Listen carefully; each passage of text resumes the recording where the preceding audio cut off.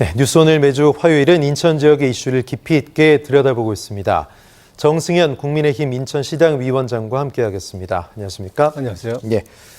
자, 먼저 레고랜드 사태에 대해서 얘기해 보겠습니다. 지자체의 보증이 부도수표가 될 수도 있다 이런 우려감 때문에 불안감이 채권 시장을 일시에 마비시키고 얼어붙게 만들었습니다. 여러 지자체로 불똥이 튀고 있는데 인천은 어떻습니까? 그렇습니다. 채권 시장의 자금 경색을 가져온 레고랜드 사태가 각 지자체와 지방 공기업들을 향하고 있는데요. 이제 지자체도 못 믿는다는 불신이 시장에 급속히 확산되고 있고요. 가뜩이나 이 경기 침체로 압박을 받고 있는 지방 공기업들이 타격을 받고 있습니다. 인천의 경우를 보면은 며칠 전에 인천도시공사가 한 500억 원 규모로 3년물 공사채를 발행하려고 했는데요. 투자자를 찾지 못해서 결국은 이게 무산이 됐습니다.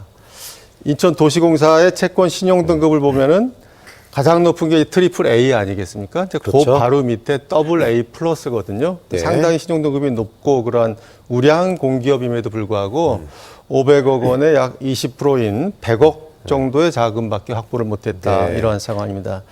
이 공사 측이 밝히는 바에 따르면 최근 불거진 강원도 발리 레고랜드 사태, 거기에 따른 이 디폴트 채무 불이행 사태가 이 공사채 유찰의 결정적 원인이 되었다라는 분석을 내놓고 있습니다. 예. 인천 피해가 이 정도에서 끝났으면 좋겠는데 좀 걱정입니다. 인천시가 내년도 지방채 발행 그리고 상환 계획을 내놨는데 전국의 지자체들이 좀 앞다퉈서 긴축 재정에 들어가고 있다 이런 얘기가 있습니다. 인천 어떻습니까? 그렇습니다. 지난달 30일에 인천시가 내년도 2023년도 지방채로 1,754억 원을 발행을 할 것을 밝혔고요. 2023년 내년에 만기가 도래하는 지방채가 2,709억 원이 있는데요. 이거를 차환, 즉 돈을 빌려서 갚는 것 이런 것 없이 차환 없이 모두 전액 상환하겠다 이렇게 계획을 밝혔습니다. 예. 인천시가 이 채권 시장의 최근의 이 경색 분위기를 반영해서 지방채 발행액 또한 최근 2년에 비하면 좀 줄여서 발표를 했는데요.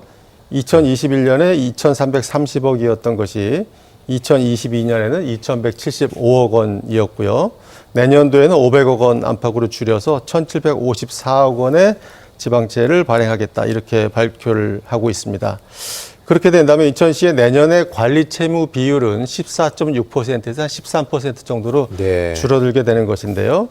그 규모를 보면은 인천 총부채 규모가 지금 한 9조 6천억 원 정도 되는데요. 이를 내년에는 한 9조 2천억 원까지 한 4천억 원 정도 줄이겠다라는 네. 얘기를 밝히고 있습니다. 예. 이렇게 인천시 채무 관리가 안정적으로 된다면 이번에 레고랜드 발 사태의 영향은 상당히 좀 줄어들지 않을까 그렇게 기대가 되고 있습니다. 그렇군요. 뭐 정부가 나설 수밖에 없었는데 금융당국이 자금시장 불안을 최소화하기 위해서 50조가 넘는 유동성을 투입합니다. 또 각종 규제를 풀면서 이른바 돈맥경화 뚫기에 나섰는데 미봉책, 언발에 오줌 누길 수도 있다 이런 얘기도 나오고 있습니다. 걱정 안 해도 되겠습니까? 뭐 그런 지적들도 나오고 예. 있는데요. 지금 레고랜드 사태로 확산된 이 특히 자금시장 경색에 대해서 정부가 50조 원이 넘는 유동성을 투입하겠다고 밝혔죠. 또한 각종 규제를 풀고 자금시장을 살리는 쪽으로 이제 전력을 다 투입하고 있는데요. 아직까지 채권 시장의 반응은 그렇게 뜨겁지 않고 좀 냉담하다 이렇게 볼 수가 있습니다. 하지만 이 금융당국이 나서서 이 채권시장 안정펀드라고 하는 이 제한펀드를 추가로 조성하고 또 투자의 채권 쪽에 큰 손들이 있거든요. 그런 큰 예. 손들에게 협조를 좀 요청하고 있고 하게 되면 앞으로 차차 시장에 좀 온기가 돌 것으로 기대도 모아지고 있습니다. 지난 26일부터 한국증권금융이 특히 이제 중소형 증권사를 대상으로 해가지고 예. 환매 조건부 채권이라든가 증권담보대출 대출 이런 걸 통해서 3조 원 규모의 자금 지원을 개시했고요. 그래서 총 5조 원의 자금을 쏟아붓고 있습니다. 그래서 이번에 50조 원이 넘는 유동성을 투입하는 정부의 방향을 보면은 예. 과감하게 그것도 일시에 투입을 해서 이 경색 국면을 잠재우겠다 이렇게 요약을 할 수가 있겠습니다. 근데 예. 이제 이런 것들이 실제 집행이 되면서 시장 불안은 어느 정도 완화가 될 거로 예상은 됩니다만 이번 사태의 근본적인 원인이 이제 고금리, 금리가 계속 오르는 상황에서 이런 자금 조달이 어려워진 그런 문제거든요. 근데 당분간 이제 미국의 금리 문제라든가 우리의 인플레이션 문제 이런 것 등에서 고금리가 당분간 이어질 거로 예상되기 때문에 과연 투자 심리가 회복될 때까지 좀 시간이 좀 더 걸리지 않겠느냐 이런 예상들도 나오고 있습니다. 예. 자, 인천 포커스 이번엔 인천 지하도상가 얘기를 좀 해보겠습니다. 오랫동안 참 전대와 양도 양수 문제 되느냐 안 되느냐 시끄러웠는데 최근 대법원 판결이 나왔다고요? 그렇습니다. 이 문제 한 20년 정도 끌어온 참 심각한 문제인데요. 예. 최근에 대법원이 인천시 의회가 개정한 인천 지하도상가의 불법 양도 양수 전대 유예 기간을 최대 5년으로 좀 연장을 해달라라는 조례에 대해서 효력 없음이란 판결을 내렸습니다. 지난 27일에 대법원의 특별 1부와 2부가 행정안전부와 인천시가 인천시 의회를 상대로 낸 인천시 지하도상가 관리운영조례 일부 개정 조례에 대한 무효 확인 소송에서 원고 즉 행안부와 인천시의 손을 들어준 거죠. 네. 그래서 그런 판결을 내렸는데요. 그 판결에서 대법원은 이 해당 조례가 이 조례의 상위법에 해당이 되는 공유재산 및 물품관리법에 위배된다 이런 예. 판결을 냈고요. 따라서 효력이 없다라는 판단을 했습니다. 반면에 대법원은 이 시의회가 2020년에 이 조례 개정 자체가 이 코로나19로 어려워진 이 임대인들의 손실을 줄이려는 취지다라는 예. 그러한 주장을 했는데 이거는 받아들이지 않았습니다. 이렇게 되니까 결국 20년 전 2002년에 조례 제정부터 쭉 있어 왔던 위법성 논란이 일단락됐고요. 이번에 대법원 판결을 받아서 앞으로 인천시와 시의회가 다시 좀 조율을 하면서 논의를 이어갈 것으로 예상이 됩니다. 네, 이번 판결 때문에 어쨌든 인천 지하도상가 점포 점주들은 상당히 좀 반발이 극심하겠어요. 그렇습니다. 기존에도 뭐 인천시 앞에서 매일같이 시위를 시위를 많이 하시고요. 벌여왔는데요. 반발이 더 커질 걸로 예상이 됩니다.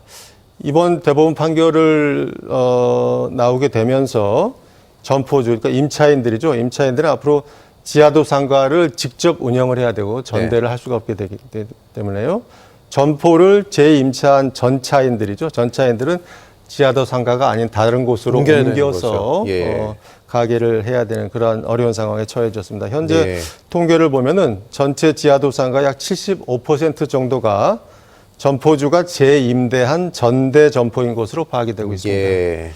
자, 이렇게 되니까 이제 점포주들로 구성된 인천시 지하도상가 연합회 등에서 이제 이건 생계와 생존이 걸린 문제이기 때문에 인천시가 대책을 제시해야 한다 이런 주장을 하고 있고요.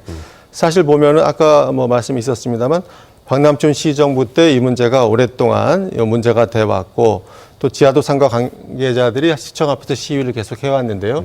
이 문제가 이번 대법원 판결로 결과가 나오면서 앞으로 이러한 민원이라든가 시위가 예. 다시 한번 크게 늘어날 것으로 예상이 되고 있습니다. 네, 대법원이 인천 지하도상가의 전대 양도 양수 금지에 유예를 3년 연장한 인천시 조례를 무효라고 판결하면서 이제 공은 인천시로 넘어오게 됐습니다. 자, 지난해 12월 기준 말씀하셨듯이 전대 점포가 57%란 말이죠. 네. 점포주가 직접 이제 이거를 가게를 하지 못한 사정이 그만큼 많은 분들인데 인천시가 공유재산과 물품관리법을 위반한 재임대 지하상가 점포 문제를 어떻게 과연 해결하느냐, 어떤 솔로몬의 지혜가 필요하느냐 참 쉽지 않은 문제 같습니다. 그렇습니다. 굉장히 어려운 문제에 봉착했는데요. 지금까지 역사를 좀 간략하게 살펴볼 필요가 있는데요. 아까 말씀드렸듯이 인천시가 2002년에 지하도상가 효율적 관리를 위해서 조례를 제정하게 되는데요. 예. 그러면서 임차권의 양도와 전대를 허가를 했습니다. 예. 그렇게 되니까 이제 행정안전부가 2007년에 이 해당 조례가 공유재산관리법이라는 상위법의 위반이라고 개정을 요구를 했고요. 이 공유재산관리법에 따르면 행정재산의 사용 수익 허가를 받은 자는 그 행정재산을 다른 자에게 전대 양도 양수하면 안 된다는 규정이 있거든요. 그걸 네. 위반한 것이 되는 거죠. 이렇게 되니까 시가 그거를 개정을 했어야 되는데 다시 개정을 안 하고 지금까지 이어오면서 대법원 판결이 나왔다. 그렇게 본다면 이거를 2002년에 허용을 했던 인천시 집행부에 분명한 책임이 있는 게 사실입니다. 이런 문제가 있기 때문에 이번 대법원 판결이 나왔습니다만 어쨌든 20년 전에 그러한 판단에 대해서 인천시 책임도 있기 때문에 이 문제를 인천시가 앞으로 대법원 판결을 받아들이면서 어떻게 상인들과 이런 것을 합리적인 해결책을 찾아가는가 하는 정말 솔로몬의 지혜가 필요하다고 생각합니다. 예. 이제 이번엔 연평도로 시선을 좀 옮겨보죠. 최근 북한의 도발 수위와 횟수가 심상치 않은데요. 결국 연평도 주민들에게 피해가 오기 시작했습니다. 상황 좀 설명해 주십시오. 예. 지난 24일인데요. 북한의 상선 한 척이 서해북방 한계선 NLL을 침범해서 넘어왔고 우리 군의 경고 사격을 받고 퇴각을 했습니다. 이 과정에서 북한군도 우리 함정을 향해서 사격을 했고요.